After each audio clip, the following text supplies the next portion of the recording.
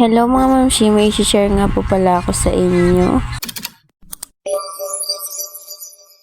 Hello mga mamshi, ito nga i-share ko sa inyo yung oregano at kalamansi, luya. Ayan mga mamshi, simpleng-simple nga lang po yung i-share ko sa inyo. Oregano po to at saka luya. Panggamot po sa hika at ubo at ano pang mga sakit.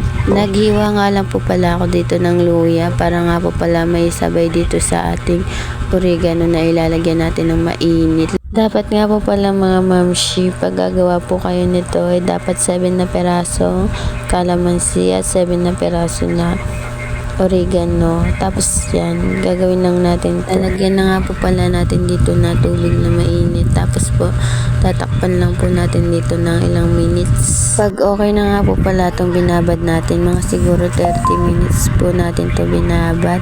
Kukuha lang po tayo dyan ng malinis na plastic. Kasi hugasan po natin yan para nga po pala walang bakterya. Diyan nga natin ilalagay itong oregano natin na binabad natin sa mainit. Tapos tatadtarin lang natin yan hanggang sa makuha natin itong katas niya para nga po ito yung papainom natin sa baby natin. Ayan, nakikita nyo naman tinadtad ko tapos piniga-piga ko yung mga katas niya at yan nga po yung papainom natin sa mga baby natin na may ubo, sipon, hika.